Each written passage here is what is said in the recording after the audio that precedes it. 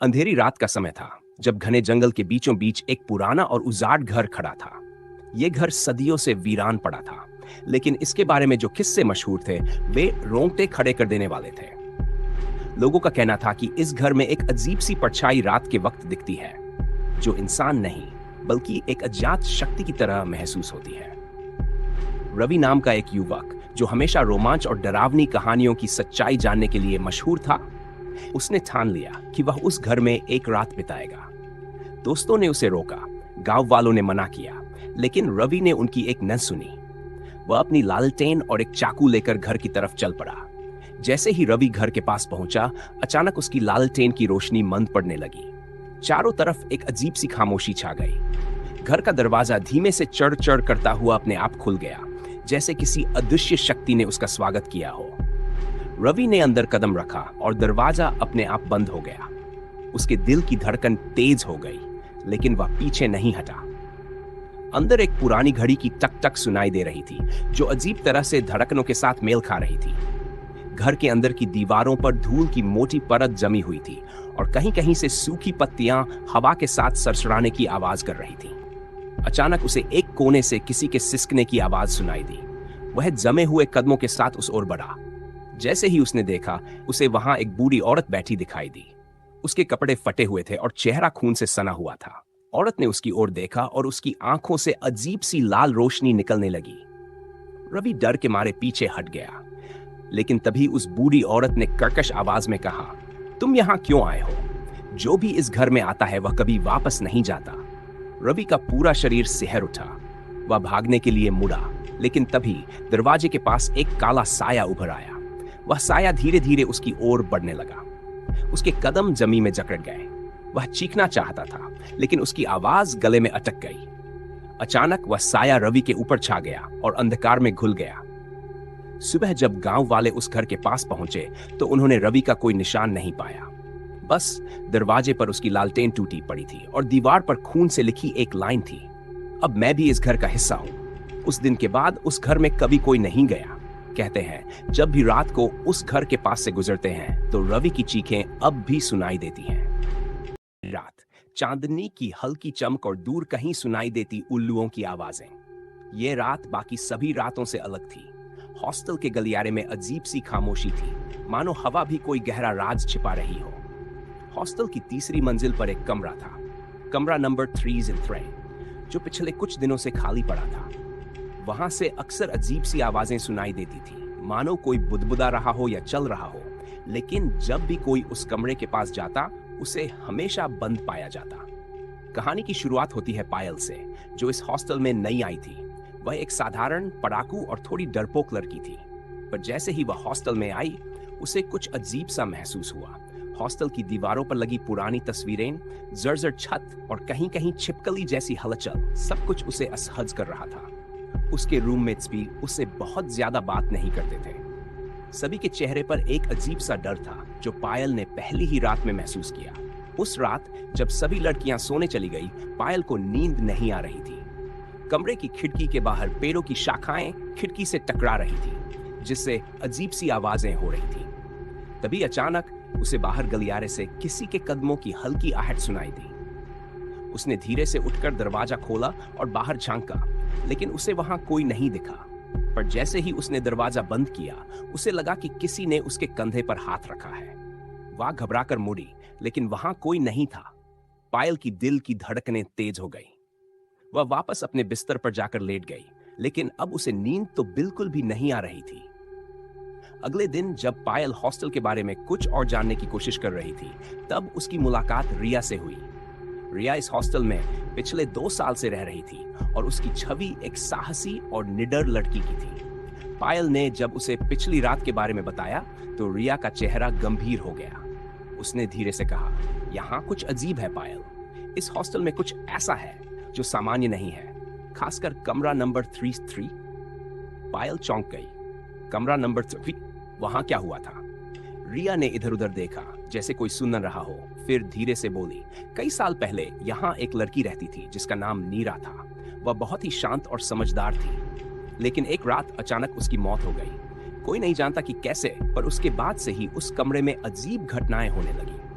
कुछ लड़कियों ने दावा किया कि उन्होंने उसे रात में देखा है, कभी खिड़की के पास खड़ी, कभी गलियारे में चलते हुए। पायल ने घबराते हुए पूछा, और उसके बाद? रिया ने गहरी सांस ली और बोली, उसके बाद उस कमरे को बंद कर दिया गया, पर रात में वहां से अक्सर अजीब आवाजें आती हैं। कुछ लड़कियों ने दावा किया है कि उन्होंने वहां किसी को देखा है, लेकिन जब वे अंदर गई तो वहां कुछ नहीं था। यह सुनकर पायल का दिल जोरों से धड़कने लगा। उसे यकीन नहीं हो रहा था कि वह ऐसी जगह पर रह रही है जहां ऐसा कुछ हो सकता है, लेकिन उसकी जिज्ञासा भी बढ़ गई थी। उसने ठान लिया कि वह इस रहस्य का पता लगाएगी। अगली रात पायल ने कमरे के बाहर से गुजरते हुए कमरा नंबर 3 की ओर देखा। दरवाजा हमेशा की तरह बंद था, लेकिन जैसे ही वह आगे बढ़ने लगी, उसे दरवाजे के पीछे किसी के हल्के से हंसने की आवाज सुनाई दी। वह डर गई और तुरंत अपने कमरे की ओर भागी। उस रात पायल को एक भयानक सपना आया। उसने देखा कि वह कमरे नंबर 3 के पास खड़ी है और अचानक दरवाजा खुद ब खुद खुल जाता है। अंदर अंधेरा है, लेकिन जैसे ही वह कदम रखती है, एक ठंडी हवा का झोंका उसे धकेल देता है। तभी उसने एक परछाई देखी, लंबी, काली और डरावनी। पायल चिल्लाई, लेकिन उसकी आवाज बाहर नहीं निकल पाई। तभी उसकी नींद खुल गई। पसीने से तरबतर वह घबराई हुई थी। उसे अब यह समझ में आ चुका था कि यह हॉस्टल साधारण नहीं था। कुछ न कुछ था जो इस जगह को भयावह बनाता था। अगली सुबह पायल ने रिया से कहा, मैं कमरा नंबर 3 में जाना चाहती हूँ। मुझे जानना है कि वहां क्या हो रहा है। रिया ने उसे समझाने की कोशिश की, तुम्हें ऐसा नहीं करना चाहिए। कई लोग उस कमरे में गए हैं, लेकिन वे कभी पहले जैसे नहीं रहे। पर पायल के मन में अब एक ही ख्याल था, सच्चाई जानने का। उसने ठान लिया था कि वह उस कमरे में जाएगी, चाहे जो भी हो। शाम होते ही पायल और रिया ने हॉस्टल की चुप्पी का फायदा उठाते हुए उस कमरे की चाबी चुराई। दोनों ने फैसला किया कि वे रात के वक्त ही अंदर जाएंगी। जैसे ही घड़ी ने रात के 12 बजे, वे दोनों चुपके से कमरे के पास पहुंची। कमरा नंबर 3 के दरवाजे पर पहुंचते ही पायल का दिल तेजी से धड़कने लगा। उसने चाबी दरवाजे में डाली और दरवाजा धीरे धीरे चरमराते हुए खुल गया। अंदर का दृश्य बेहद अजीब था। कमरा बिल्कुल खाली था, पर हवा में अजीब सी ठंडक थी, मानो कोई अनजान शक्ति वहां मौजूद हो। तभी अचानक दरवाजा खुद ब खुद बंद हो गया। रिया और पायल ने एक दूसरे को देखा। उनकी सांसें थम गई। तभी कमरे के कोने से एक हल्की आवाज आई, जैसे कोई बहुत धीमी गति से चल रहा हो। और फिर सामने दीवार पर खून से एक शब्द लिखा हुआ था, वापस जाओ। दोनों लड़कियां स्तब्ध खड़ी रह गई। इससे पहले कि वे कुछ समझ पाती, कमरे की लाइट्स बुझ गई और कमरे में गहरी खामोशी छा गई। कमरा नंबर 3 की खिड़कियां हिलने लगीं, मानो बाहर कोई भयानक तूफान हो। पायल और रिया के दिल की धड़कनें इतनी तेज थी कि उन्हें लगा कि उनके दिल अभी बाहर आ जाएंगे।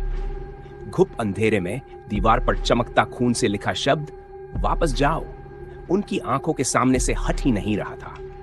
रिया ने तुरंत दरवाजा खोलने की कोशिश की, लेकिन दरवाजा जैसे किसी ने बाहर से बंद कर दिया था। दोनों ने घबराकर चारों ओर देखा, लेकिन वहां सिवाय अंधकार और ठंडी हवा के कुछ नहीं था। तभी अचानक एक औरत की आवाज सुनाई दी, कोमल लेकिन खतरनाक, तुम्हें यहां नहीं आना चाहिए था। यह आवाज कमरे के कोने से आ रही थी, जहां अंधेरा और भी गहरा था। पायल ने रिया का हाथ कसकर पकड़ा और दोनों एक ही पल में समझ गई कि जो कुछ भी यहां था वह साधारण नहीं था। रिया ने साहस जुटाकर कहा, कौन हो तुम और हमसे क्या चाहती हो? आवाज फिर से आई, इस बार और भी नजदीक, जो यहां आया है वह कभी वापस नहीं गया। कमरे की हवा अब भारी हो चुकी थी, जैसे वह सांस भी नहीं ले पा रही। वह रिया की ओर मुड़ी, हमें यहां से निकलना होगा, अभी के अभी। लेकिन तभी कमरे की खिड़की अचानक खुल गई और ठंडी हवा का एक तेज झोंका कमरे में घुसा। उस हवा में कुछ अजीब था, मानो वह हवा नहीं बल्कि कोई अदृश्य शक्ति थी जो उन्हें पीछे की ओर धकेल रही थी। पायल और रिया दीवार के पास जा टकराई। तभी कमरे की एक अलमारी अपने आप खुल गई। दोनों लड़कियों ने अलमारी की ओर देखा और अंदर रखा कुछ पुराना सामान उनके सामने बिखर गया। रिया ने ध्यान से देखा और पाया कि ये पुरानी तस्वीरें और डायरी थी। पायल ने तुरंत वह डायरी उठाई, जिस पर धूल की मोटी परत चढ़ी हुई थी। उसने झट से उसे खोला और उसमें नीरा का नाम लिखा हुआ था, वही लड़की जिसकी रहस्यमयी मौत के बारे में रिया ने उसे बताया था। डायरी में पहला पन्ना ही बेहद डरावना था। मैं जानती हूं कि कोई मुझ पर नजर रख रहा है। इस हॉस्टल में कुछ है कुछ ऐसा जो दिखाई नहीं देता लेकिन हर वक्त महसूस होता है। हर रात मुझे कोई घूरता है, मुझे लगता है जैसे मेरे कमरे में कोई है। मैंने कोशिश की समझने की, पर अब मैं हार चुकी हूं। अगर मुझे कुछ हो जाता है तो ये मेरी आखिरी गवाही होगी। ये हॉस्टल सुरक्षित नहीं है। ये पढ़कर पायल और रिया दोनों स्तब्ध रह गई। नीरा को पता था कि उसे कुछ होने वाला है, पर वह ये सब कैसे जानती थी? और सबसे बड़ी बात, क्या उसकी मौत सामान्य नहीं थी? तभी अचानक कमरे के कोने से एक परछाई उभरी। वह धीरे धीरे उनके पास आ रही थी। पायल और रिया ने सांसें थाम ली। वह परछाई अब और भी स्पष्ट हो रही थी।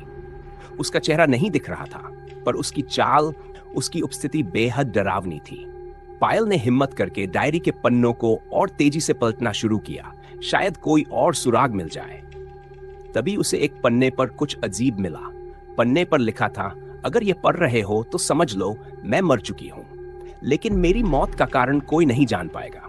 मुझे इस हॉस्टल की एक पुरानी ताकत ने मार डाला, और अगर तुमने इस कमरे में कदम रखा है तो अब तुम भी इससे बच नहीं सकते। अचानक कमरे में बत्तियां चपकने लगीं। वह परछाई अब और भी करीब आ चुकी थी। रिया ने पायल से कहा, हमें कुछ करना होगा वरना हम भी।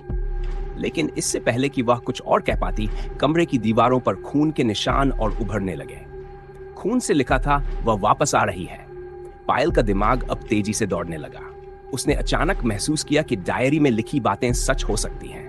नीरा की आत्मा या किसी और अदृश्य शक्ति ने ही उसे मारा था, और अब वही शक्ति उन दोनों को अपना अगला शिकार बनाने की कोशिश कर रही थी। पर सवाल यह था, यह शक्ति कौन थी और वह क्या चाहती थी? तभी दरवाजा अचानक जोर से खुल गया और बाहर से एक तेज रोशनी आई। पायल और रिया चौंक कर मुड़ी, लेकिन दरवाजे के पास कोई नहीं था। यह मौका था भागने का। बिना एक पल भी गंवाए वे दोनों बाहर की ओर भागी। वे दोनों जैसे ही कमरे से बाहर निकली, दरवाजा एक जोरदार आवाज के साथ बंद हो गया। दोनों ने गहरी सांस ली, लेकिन अब भी उनके दिल में डर था। वे नीचे की ओर दौड़ती हुई आईं और अपने कमरे में पहुंच गईं। कमरे में पहुंचते ही रिया ने पायल से कहा, हमें तुरंत यहां से जाना होगा। यह हॉस्टल सुरक्षित नहीं है। पायल ने सहमति में सिर हिलाया, पर उसके दिमाग में अब भी डायरी की बातें घूम रही थी। लेकिन हम भागकर कहां जाएंगे रिया? अगर यह सब हॉस्टल से जुड़ा है तो हमें इसकी सच्चाई का पता लगाना ही होगा। रिया ने पायल की ओर देखा और उसकी आंखों में डर साफ दिखाई दे रहा था। तुम पागल हो गई हो क्या? तुमने देखा नहीं, हम वहां मर सकते थे। पायल ने ठहर कर कहा, शायद, लेकिन अगर हम यहां से भागे तो हो सकता है कि यह शक्ति हमें तब तक पीछा करेगी जब तक। पायल और रिया को अब यकीन हो चुका था कि हॉस्टल में कुछ बेहद खतरनाक और अदृश्य ताकत काम कर रही थी। नीरा की डायरी और कमरा नंबर 303 में हुई घटनाओं ने उन्हें इस रहस्य की गहराई में जाने के लिए मजबूर कर दिया था। अब उनके सामने सिर्फ दो विकल्प थे, या तो वे सच का सामना करें या फिर भाग जाएं और हमेशा के लिए इस रहस्य से पीछा छुड़ाने की कोशिश करें। लेकिन पायल का इरादा पक्का था। उसने रिया से कहा, हमें नीरा की मौत की सच्चाई का पता लगाना होगा। हो सकता है कि वही इस हॉस्टल में हो रही सारी अजीब घटनाओं की वजह हो। रिया अभी भी डरी हुई थी, लेकिन उसने पायल का साथ देने का फैसला कर लिया। दोनों ने योजना बनाई कि वे एक आखिरी बार उस कमरे में जाएंगी, इस बार और भी तैयारी के साथ। पायल ने हॉस्टल की पुरानी फाइलें खंगाली और एक चौंकाने वाला तथ्य सामने आया। नीरा अकेली लड़की नहीं थी जो इस हॉस्टल में मारी गई थी। पिछले कई सालों से इस हॉस्टल में कई लड़कियों की मौत हो चुकी थी और हर बार उनकी मौत को हादसा कहकर टाल दिया गया था। इस जानकारी ने पायल और रिया को और भी सतर्क कर दिया। वे जान चुकी थी कि यह सिर्फ एक आत्मा की कहानी नहीं थी, बल्कि इस हॉस्टल के इतिहास में कुछ बहुत गहरा और खतरनाक छिपा था। अगली रात जब पूरी हॉस्टल में खामोशी छा चुकी थी, पायल और रिया कमरे नंबर 33 के पास पहुंची। इस बार उनके हाथ में टॉर्च और एक छोटी सी धार्मिक ताबीज थी, जिसे उन्होंने आत्माओं से बचने के लिए अपने साथ रखा था। जैसे ही उन्होंने दरवाजे को धक्का दिया, दरवाजा बिना किसी रुकावट के खुल गया। ये उन्हें और भी ज्यादा अजीब लगा, क्योंकि पहले यह दरवाजा हमेशा बंद ही रहता था। कमरे के अंदर कदम रखते ही उन्हें तुरंत ठंडक का एहसास हुआ। यह ठंडक सामान्य नहीं थी, बल्कि ऐसी थी जो उनकी हड्डियों तक को कंपा रही थी। पायल ने कमरे के बीचों बीच रखी अलमारी की ओर इशारा किया। हमें उस अलमारी में कुछ और सुराग मिल सकते हैं। रिया ने सहमति में सिर हिलाया और दोनों ने अलमारी की ओर कदम बढ़ाए। लेकिन तभी कमरे के दरवाजे ने एक जोरदार आवाज के साथ खुद ब खुद बंद हो गया। अब वे कमरे में फंसी हुई थी। कमरे की दीवारों पर हल्की हल्की रोशनी झिलमिलाने लगी और नीरा की परछाई एक बार फिर सामने आ गई। पायल ने डर के बावजूद खुद को संयत किया और नीरा की आत्मा से सीधे पूछा, तुम हमें यहाँ क्यों लाई हो? तुम्हारी मौत की सच्चाई क्या है? नीरा की परछाई धीरे धीरे स्पष्ट होती गई। उसके चेहरे पर दर्द और गुस्से का मिश्रण था। उसने धीमी और गंभीर आवाज में कहा, मेरी मौत एक दुर्घटना नहीं थी, मुझे मार दिया गया था और जिसने मुझे मारा वह अब भी इस हॉस्टल में है। रिया और पायल दोनों चौंक गई। कौन कौन है वह? पायल ने घबराते हुए पूछा। नीरा की आत्मा ने इशारा किया, वह इस हॉस्टल का वार्डन है। उसने मुझे मार डाला क्योंकि मैंने उसका एक गहरा राज जान लिया था। उसने कई लड़कियों को मार डाला है और उनकी आत्माओं को इस हॉस्टल में कैद कर दिया है। यह सुनकर रिया और पायल का खून जम गया। वे समझ चुकी थी कि जो हॉस्टल का वार्डन दिखने में एक साधारण व्यक्ति लगता था, वह असल में एक खतरनाक अपराधी था जिसने अपनी हरकतों को छिपाने के लिए कई लड़कियों की जान ले ली थी। तभी कमरे में एक जोरदार आवाज हुई और नीरा की आत्मा अचानक गायब हो गई। कमरा अब पहले से भी ज्यादा भयानक लग रहा था। पायल और रिया समझ चुकी थी कि उन्हें अब सिर्फ हॉस्टल से बाहर नहीं, बल्कि इस वार्डन के असली चेहरे को बेनकाब करना होगा। अगली सुबह वे पुलिस के पास गई और नीरा की डायरी और हॉस्टल के पुराने रिकॉर्ड्स उनके सामने रखे। पुलिस ने जांच शुरू की और जल्दी ही वार्डन के खिलाफ सबूत मिल गए। उसने न सिर्फ नीरा बल्कि कई और लड़कियों की जान ली थी और वह ये सब हॉस्टल की पुरानी प्रथाओं और अंधविश्वासों का फायदा उठाकर कर रहा था। जब वार्डन को गिरफ्तार किया गया तो हॉस्टल में फैला अजीब सा माहौल भी धीरे धीरे खत्म होने लगा। कमरा नंबर 303 को हमेशा के लिए बंद कर दिया गया और उस हॉस्टल को फिर कभी नहीं खोला गया। पायल और रिया ने एक बार फिर हॉस्टल की ओर देखा। उन्होंने एक साथ मिलकर एक बहुत बड़े रहस्य को उजागर किया था और अब उन्हें विश्वास था कि नीरा और बाकी लड़कियों की आत्माएं अब शांति में होंगी। लेकिन जैसे ही वे हॉस्टल से निकलने लगी, पायल को अचानक अपने कान के पास किसी की फुसफुसाहट सुनाई दी। यह खत्म नहीं हुआ है। उसने मुड़कर देखा, लेकिन वहां कोई नहीं था। छोटे से गांव में एक पुराना स्कूल था जहां सारा नाम की एक लड़की पढ़ती थी। सारा पढ़ने में बहुत होशियार थी, लेकिन उसकी एक अजीब आदत थी। वह अक्सर स्कूल की लाइब्रेरी में देर तक रुकती थी जब स्कूल खाली हो जाता था। उसे लाइब्रेरी की पुरानी किताबें बहुत पसंद थीं। एक दिन सारा स्कूल के सबसे पुराने हिस्से में बनी लाइब्रेरी में एक पुरानी और धूल भरी किताब पढ़ने बैठी। शाम ढल चुकी थी और स्कूल की लाइटें बुझ चुकी थी।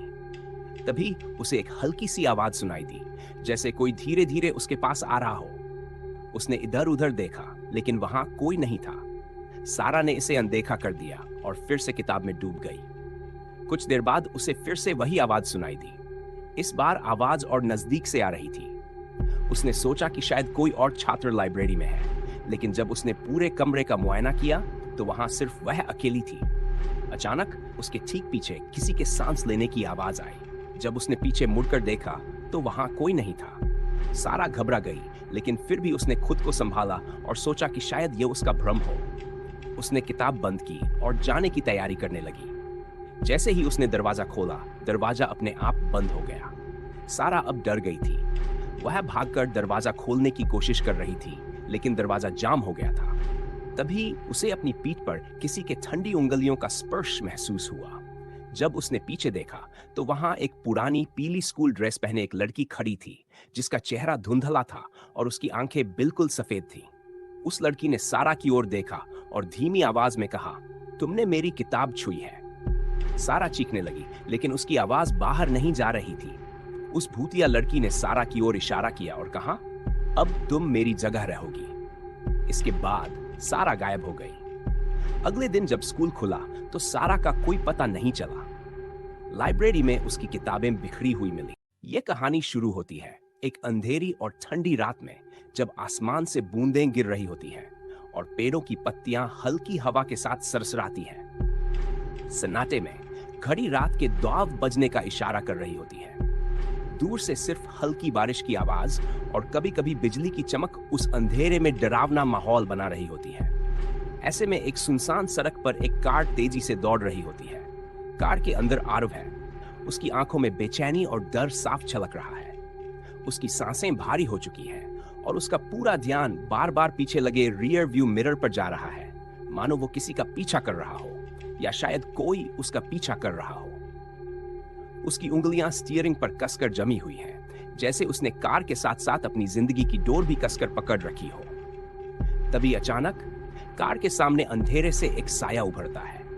आरव तुरंत ब्रेक लगाता है। ब्रेक लगाने की आवाज उस शांत रात को चीरते हुए गूंजती है और कार एक झटके के साथ रुक जाती है। आरव घबराता हुआ साया को ध्यान से देखता है।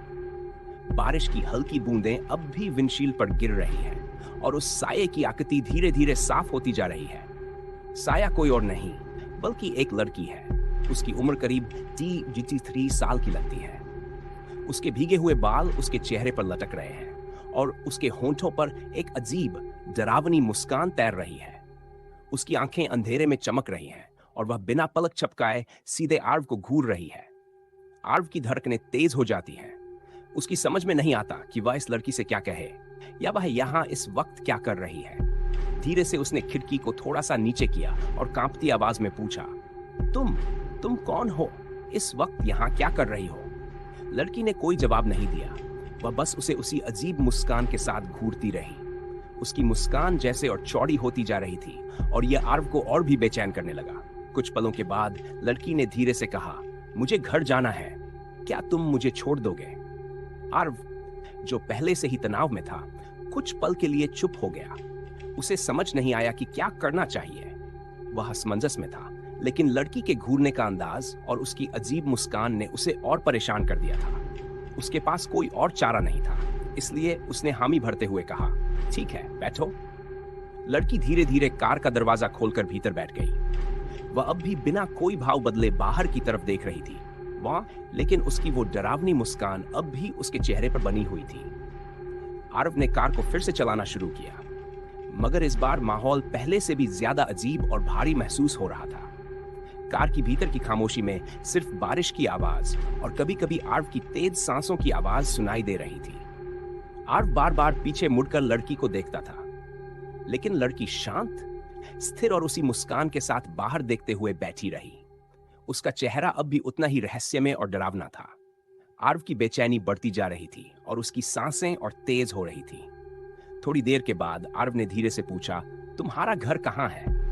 लड़की ने एक पल को खामोशी रखी, फिर बेहद धीमी और ठंडी आवाज में कहा, आगे, बस थोड़ा सा और आगे। आर्व ने और कोई सवाल नहीं किया। वह बस चाहता था कि वह उसे उसके घर छोड़कर जल्दी से इस अजीबोगरीब परिस्थिति से बाहर निकल सके। लेकिन जैसे जैसे वे आगे बढ़ते गए, सड़क और ज्यादा सुनसान और डरावनी होती जा रही थी। हर मोड़ पर अंधेरा घना हो रहा था और पेड़ों की परछाइयां जैसे कार के साथ दौड़ रही थी। आर्व का दिल अब जोर से धड़कने लगा था। उसे महसूस हो रहा था कि कुछ तो गलत है, लेकिन वह समझ नहीं पा रहा था कि क्या। चलाता रहा और माहौल हर गुजरते पल के साथ और भी डरावना होता जा रहा था। सड़क सुनसान और अंधेरी थी और चारों तरफ सिर्फ पेड़ों की सरसराहट और बारिश की आवाज थी। लड़की अब भी खिड़की से बाहर देख रही थी। उसकी अजीब मुस्कान पहले की तरह ही जमी हुई थी। आर्व के मन में अजीब बेचैनी बढ़ती जा रही थी। कुछ देर बाद लड़की ने अचानक कहा, यहां रोक दो। उसकी आवाज में एक अजीब सर्द ठंडक थी। आर्व ने बिना कोई सवाल किए कार रोक दी। वह सड़क किनारे एक पुराने और उजाड़ से मकान के सामने था। मकान बहुत पुराना और टूटा फूटा लग रहा था, जैसे उसमें कई सालों से कोई नहीं रहता हो। आर्व ने अनजाने डर में लड़की से पूछा, तुम्हारा घर यही है? लड़की ने उसकी बात का जवाब दिए बिना कार का दरवाजा खोला और बाहर निकल गई।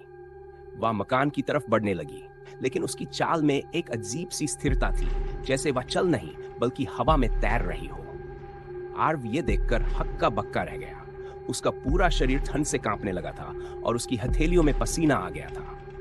तभी लड़की अचानक दरवाजे के पास रुक गई और पीछे मुड़कर आर्व को देखा। उसकी मुस्कान अब और भी डरावनी हो चुकी थी। उसकी आंखों में एक अजीब चमक थी। उसने धीरे धीरे कहा, धन्यवाद, लेकिन एक बात याद रखना, इस रास्ते से कभी वापस मत आना। यह कहते ही लड़की अचानक गायब हो गई।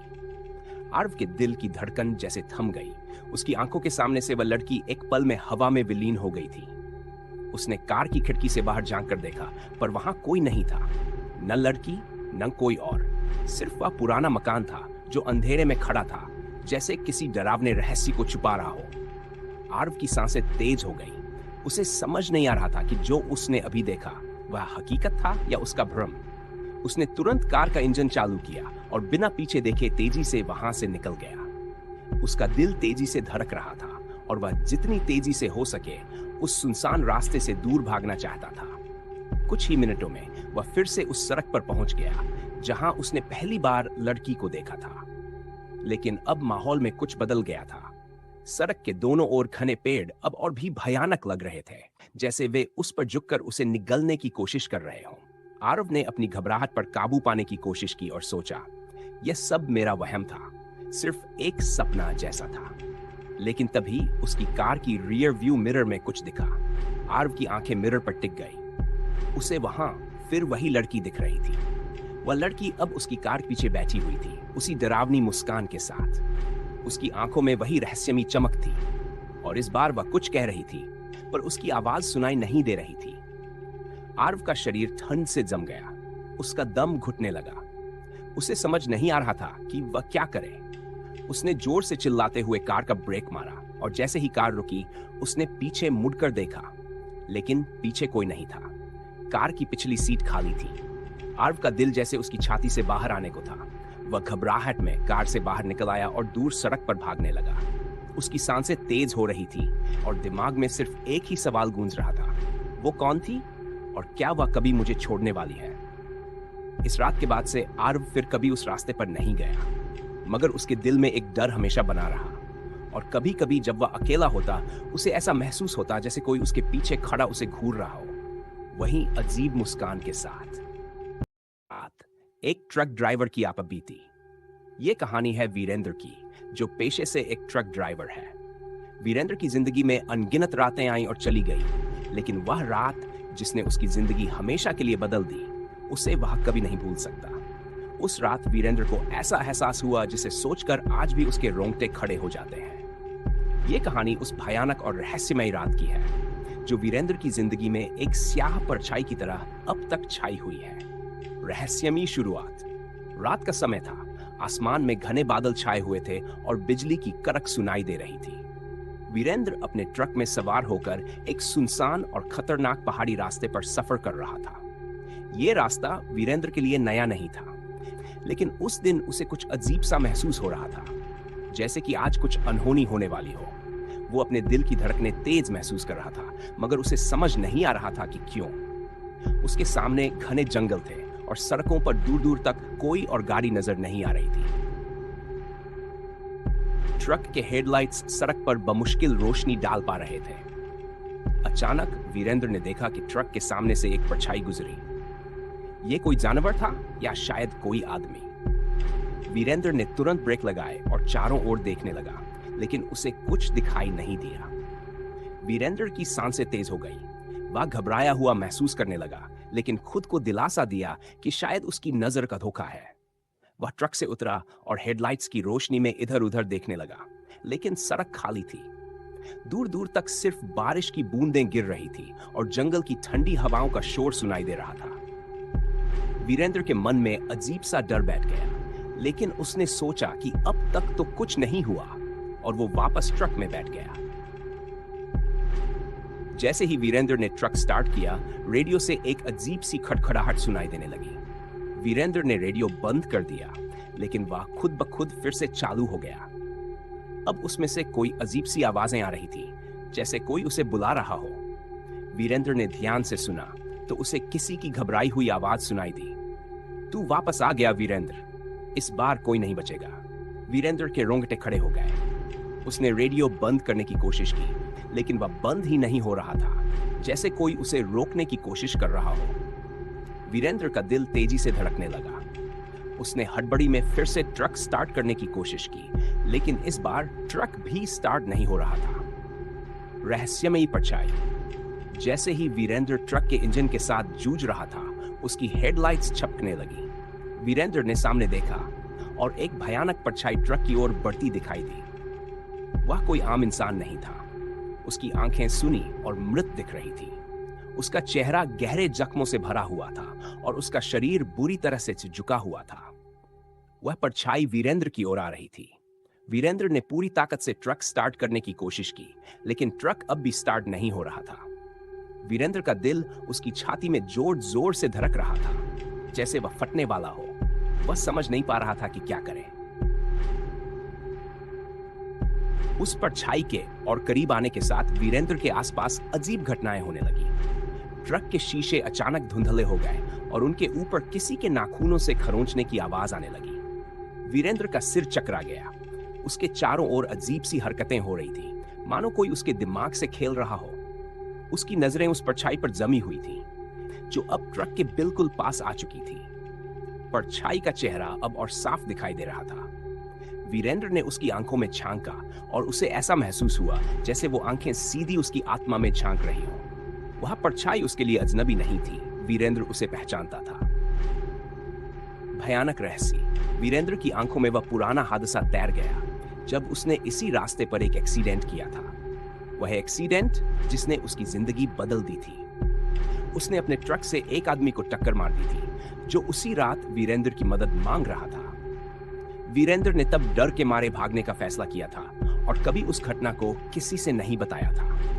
आज वही आदमी, वही परछाई उसके सामने खड़ी थी। वीरेंद्र का चेहरा सफेद पड़ गया। उसे समझ नहीं आ रहा था कि क्या करे। उसकी सारी हिम्मत टूटने लगी। वह परछाई धीरे धीरे उसकी ओर बढ़ रही थी, अचानक गायब।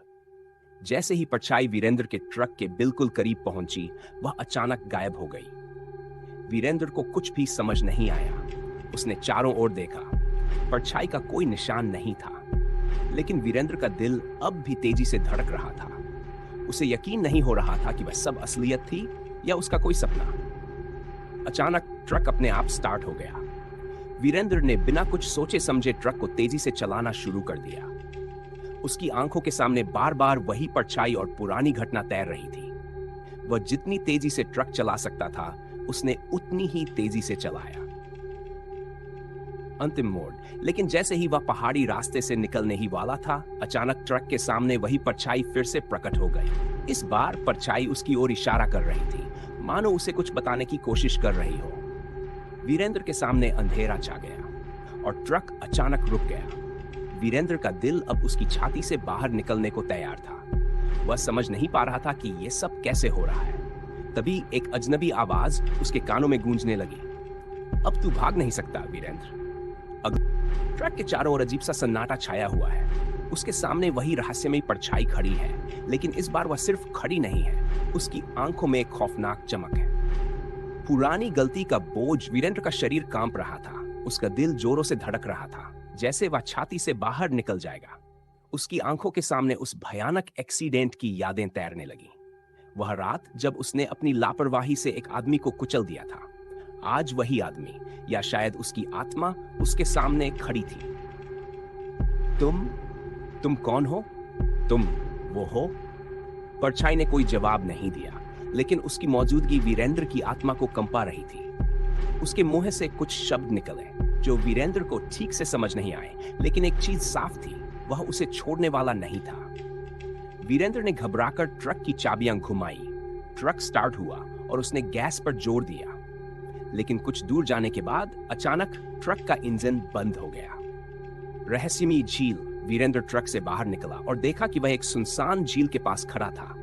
यह जगह वीरेंद्र के लिए अनजान थी। उसने इस रास्ते पर कई बार सफर किया था, लेकिन उसने कभी इस झील को नहीं देखा था। घने पेड़ों से घिरी हुई ये झील पूरी तरह से शांत और ठंडी थी, मानो सदियों से किसी ने इस जगह को छुआ न हो। उसका दिल जोर जोर से धड़कने लगा। हवा में अजीब सी ठंडक थी जो वीरेंद्र की हड्डियों तक घुस रही थी। उसने ट्रक के पीछे की ओर देखा और उसकी सांसें थम गई। वह परछाई अब झील के किनारे खड़ी थी।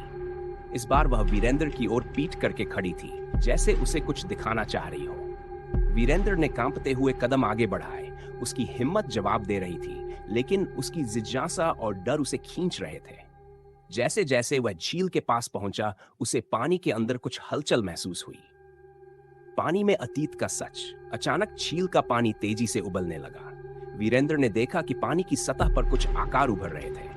पहले छोटे छोटे बुलबुले, फिर धीरे धीरे कुछ हाथ पानी से बाहर निकलने लगे। वीरेंद्र ने पीछे हटने की कोशिश की, लेकिन वह अब इस रहस्य में खिंचता जा रहा था। अचानक चील से एक चेहरा बाहर आया, वही चेहरा जिसे वीरेंद्र ने उस एक्सीडेंट की रात देखा था। वह आदमी जिसकी वीरेंद्र ने जान ले ली थी, अब झील के पानी से निकल रहा था। उसकी आंखें वीरेंद्र को सीधी घूर रही थी। वीरेंद्र के पैरों तले जमीन खिसक गई। अजनबी आत्मा, धीमी भयानक आवाज में, तूने मुझे मारा था वीरेंद्र, पर अब बारी तेरी है। वीरेंद्र ने डर के मारे पीछे हटने की कोशिश की, लेकिन उसके पैर जैसे जमीन से चिपक गए थे। झील से निकलते वह हाथ अब उसकी ओर बढ़ने लगे। उसने पूरी ताकत से चिल्लाया, लेकिन उसकी आवाज जैसे गले में ही दबकर रह गई। रहस्यमयी लड़की का आगमन। जैसे ही वह हाथ वीरेंद्र तक पहुंचने वाले थे, अचानक एक लड़की की आवाज आई। वीरेंद्र ने उस ओर देखा तो एक जवान लड़की झील के दूसरी ओर खड़ी थी। वह दिखने में साधारण थी, पर उसकी आंखों में एक अजीब चमक थी। यहां से जाओ, जल्दी भागो, इससे पहले कि बहुत देर हो जाए। वीरेंद्र ने उसकी आवाज सुनी और उसके भीतर थोड़ी हिम्मत जागी। उसने अपनी पूरी ताकत लगाकर खुद को उन भयानक हाथों से दूर खींचा। वह तेजी से ट्रक की ओर भागा, लेकिन ट्रक के दरवाजे खुद ब खुद लॉक हो गए थे। उसे समझ नहीं आया कि यह सब क्या हो रहा है। झील की भयानक सच्चाई। लड़की अब वीरेंद्र के पास आ चुकी थी। उसकी आंखों में गहराई और दर्द भरा था, जैसे वह इस भयानक रहस्य का हिस्सा हो। तुम कौन हो? ये सब क्या है? लड़की, यह झील उन आत्माओं की है जिनकी जानें इस सड़क पर गई है। हर साल कोई न कोई यहाँ वापस आता है ताकि वे अपनी कहानी बता सके, लेकिन जो एक बार यहाँ आ जाता है वह कभी वापस नहीं जा पाता। वीरेंद्र के कानों में उसकी बातें गूंजने लगी। उसकी आंखों के सामने वही परछाई और झील से निकले हाथ घूम रहे थे। अचानक अंत, जैसे ही वीरेंद्र और लड़की बात कर रहे थे, झील में फिर से हलचल होने लगी। वीरेंद्र ने डरते हुए देखा कि वही भयानक चेहरा फिर से झील से बाहर आ रहा था, इस बार और भी खतरनाक अंदाज में। लड़की, तुम्हें यहां से भागना होगा अभी, इससे पहले कि ये आत्माएं तुम्हें खींच लें। वीरेंद्र ने लड़की की बात मानी और ट्रक की ओर तेजी से दौड़ने लगा। लेकिन जब उसने ट्रक का दरवाजा खोला, अंदर की सीट पर खून से लथपथ वही आदमी बैठा था। उसकी आंखों से खून बह रहा था और उसकी आवाज भयानक तरीके से गूंज रही थी। अजनबी आत्मा, तू बच नहीं सकता वीरेंद्र, अब तेरी बारी है। वीरेंद्र जोर से चिल्लाता। वीरेंद्र बुरी तरह से घबराया हुआ है। ट्रक की सीट पर खून से लथपथ आदमी बैठा है। उसकी आंखों से खून टपक रहा है और वीरेंद्र की धड़कनें तेज हो गई हैं। वीरेंद्र की पूरी कोशिश है कि वह यहां से किसी तरह बच निकले। उसकी सांसें तेज हो रही हैं और वह ट्रक के दरवाजे से दूर हटता है। भूतिया सवारी। वीरेंद्र पीछे हटता है, लेकिन उसकी आंखों से वह खून से लथपथ चेहरा हट नहीं रहा। ट्रक के अंदर का अंधेरा और खून भरी आंखें वीरेंद्र के दिल में गहरे डर का संचार कर रही थी। वो समझ नहीं पा रहा था कि भागे या इसका सामना करे। ट्रक से अजीब सी आवाजें आ रही थी, मानो वह आदमी अभी भी कुछ कहने की कोशिश कर रहा हो। अजनबी आत्मा, भारी और धीमी आवाज में, तू मुझसे बचकर कहां जाएगा? तूने मेरी जान ली थी, अब मैं तुझे कभी चैन से जीने नहीं दूंगा। वीरेंद्र का दिल बैठ गया। वह हड़बड़ी में ट्रक के चारों ओर दौड़ने लगा, लेकिन ट्रक के सभी दरवाजे बंद हो गए थे। हर दरवाजा खून से लथपथ था। वह चीखने लगा, लेकिन उसकी आवाज सुनने वाला कोई नहीं था। ये सब मेरी गलती है, ये सब मैंने किया है, मुझे माफ कर दो। लड़की का रहस्यमयी खुलासा। तभी वह लड़की फिर से प्रकट हुई, जिसकी आंखों में अभी भी वही अजीब सी चमक थी। वह वीरेंद्र के पास आई, लेकिन इस बार उसका चेहरा गंभीर और कठोर था। लड़की, माफी से काम नहीं चलेगा। जिस गलती को तूने अनदेखा किया, अब उसका नतीजा तुझे भुगतना होगा। वीरेंद्र ने उसकी ओर देखा और उसकी आंखों में गहराई से झांकने की कोशिश की। तभी उसे एहसास हुआ कि यह लड़की भी कोई सामान्य इंसान नहीं थी। उसकी आंखों में भी वही अजीब सी चमक और खालीपन था जो उस परछाई में था। वीरेंद्र, तुम भी उसी के जैसे हो? कौन हो तुम? लड़की के चेहरे पर एक खौफनाक मुस्कान आई। लड़की, मैं वही हूं जिसकी वजह से तूने उस रात अपनी जान बचाने के लिए भागने का फैसला किया था। मैं उस भयानक रात की गवाह हूं। वीरेंद्र के दिल में खौफ और बढ़ गया। उसे याद आया कि जिस रात उसने उस आदमी को ट्रक से कुचला था, उस वक्त सड़क पर एक लड़की भी थी जिसने मदद के लिए उसे पुकारा था। वह लड़की जिसे उसने देखा और अनदेखा कर दिया था। रहस्य का खुलासा। लड़की ने आगे बढ़ते हुए कहा, यह झील सिर्फ मरे हुए लोगों की आत्माओं का घर नहीं है, यह उन सभी पापों का घर है जिन्हें छुपाया गया था। तूने उस रात सिर्फ एक आदमी की जान नहीं ली, बल्कि मेरे भी बचने का रास्ता बंद कर दिया था। मैं मदद के लिए चिल्ला रही थी, लेकिन तूने मुझे नहीं सुना। अब मैं और वो आत्मा दोनों तेरी माफी का इंतजार नहीं कर रहे, बल्कि तेरे अंत का इंतजार कर रहे हैं। वीरेंद्र के पैरों तले जमीन खिसक गई। उसे अब समझ में आ रहा था कि वह इस जाल में क्यों फंसा था। यह सब उसके किए गए पापों का परिणाम था। लड़की और वह आत्मा अब उसे छोड़ने वाले नहीं थे। असली मोड़। तभी झील के पानी से फिर से हलचल होने लगी। इस बार पानी के अंदर से कई और आत्माएं बाहर आने लगी। वीरेंद्र के चारों ओर आत्माएं घिरने लगी। वे सभी वही लोग थे जिन्होंने इस रास्ते पर या किसी न किसी हादसे में अपनी जान गंवाई थी। आत्माओं एक साथ चीखते हुए, अब तू हमारा है वीरेंद्र। तूने हमें भुला दिया, लेकिन हम तुझे नहीं भूलेंगे। वीरेंद्र का दिल जोर से धड़कने लगा। वह अब समझ गया था कि वह यहां से बच नहीं सकता। आत्माएं अब उसके करीब आ चुकी थी। उनकी आंखों में खून था और चेहरों पर गहरे जख्म। वीरेंद्र ने पूरी ताकत से भागने की कोशिश की, लेकिन उसके पैरों ने उसका साथ छोड़ दिया। वह वहीं गिर पड़ा और आत्माओं ने उसे चारों ओर से घेर लिया। अचानक खौफनाक अंत। लड़की ने वीरेंद्र के पास जाकर उसकी आंखों में देखा और कहा, यह वही अंत है जिसे तूने अपने लिए चुना था। अब तू कभी यहां से नहीं जा पाएगा। वीरेंद्र ने आखिरी बार आसमान की ओर देखा और उसकी आंखों में आंसू आ गए। वह जानता था कि उसका अंत आ चुका है। आत्माओं ने उसे खींच लिया और उसके शरीर को झील के अंदर घसीटते हुए ले गई। वीरेंद्र की चीखें चारों ओर गूंजने लगी, लेकिन वह आवाज अब किसी तक नहीं पहुंच सकती थी। भयानक सन्नाटा। जैसे ही वीरेंद्र का शरीर झील में समा गया, वहां एक गहरा सन्नाटा छा गया। लड़की ने एक आखिरी बार झील की ओर देखा और फिर धीरे धीरे वहां से गायब हो गई। झील फिर से शांत हो गई, जैसे वहां कुछ हुआ ही नहीं हो।